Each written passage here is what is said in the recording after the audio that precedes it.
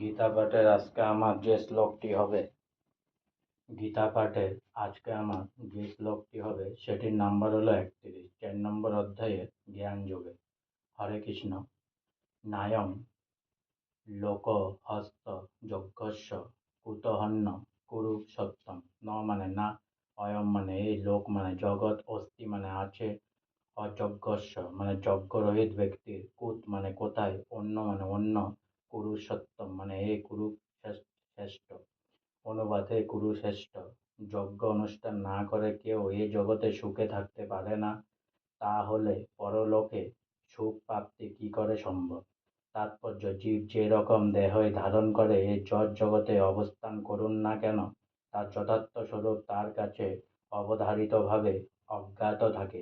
পক্ষান্তরে বলা যায়, জন্ম জন্মান্তরের সঞ্চিত পাপের ফলে জীবাত্মা এ জড় জগতে অবস্থান করে। অজ্ঞানতা হচ্ছে এ পাপ পঙ্কিল জীবনের কারণ, এবং জীবন যতক্ষণ পাপের দ্বারা কলুষিত থাকে ততক্ষণ জড় জগতের বন্ধন থেকে মুক্ত হবার কোনো প্রশ্নই ওঠে না। জড় জগতের এই কারাগার থেকে মুক্ত হওয়ার একমাত্র মাধ্যম হচ্ছে মানব শরীর।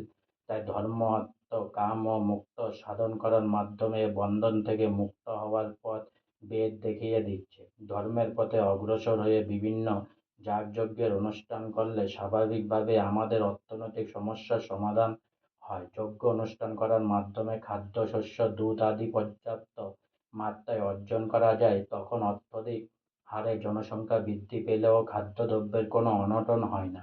দেহের এই সমস্ত স্থূল প্রয়োজনগুলি মিটে গেলে তখন স্বভাবতই ইন্দ্রিয় তৃপ্তির প্রশ্ন আসে। তাই বেদে নিয়ন্ত্রিতভাবে ইন্দ্রিয় তৃপ্তির জন্য বিবাহ যজ্ঞের বিধান বর্ণিত হয়েছে। এভাবে ধীরে ধীরে জড় বন্ধন থেকে মুক্ত হওয়ার দিকে অগ্রসর হওয়া যায়। মুক্ত জীবনের সর্বোচ্চ স্তর হচ্ছে ভগবানের সঙ্গ লাভ করা। উপরের বর্ণনা অনুসারে আমরা দেখতে পাই যে যজ্ঞ অনুষ্ঠান করার মাধ্যমে জীবনের পূর্ণতা আসে, কিন্তু বৈদিক শাস্ত্র অনুসারে যদি কেউ এই সমস্ত যজ্ঞের অনুষ্ঠান না করে, তাহলে সে এ দেহের মাধ্যমে সুখী জীবনের কি করে আশা করতে পারে? এবং অন্য গ্রহে গিয়ে পরবর্তী জীবনের তো কথাই নেই। বিভিন্ন রকমের স্বর্গলোকে সুখ ভোগ করার পর্যাপ্ত সুযোগ সুবিধা রয়েছে।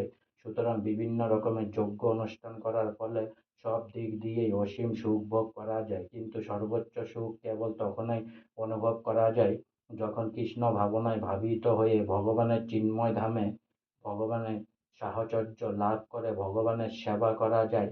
তাই কৃষ্ণ ভক্তি সাধন করাটাই হচ্ছে শ্রেষ্ঠ যজ্ঞ, এবং সব রকম সমস্যার সমাধান করার সেটি শ্রেষ্ঠ উপায়।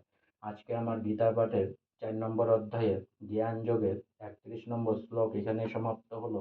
অনেক অনেক সাবস্ক্রাইব করুন, অনেক অনেক লাইক করুন, অনেক অনেক ভালো থাকুন, অনেক অনেক সুস্থ থাকুন, অনেক অনেক আনন্দ থাকুন, অনেক অনেক হেল্প করুন। আর সঙ্গে বলুন হরে কৃষ্ণ কৃষ্ণ কৃষ্ণ হরে হরে, হরে রাম রাম রাম হরে হরে, রাধে রাধে, হরে কৃষ্ণ।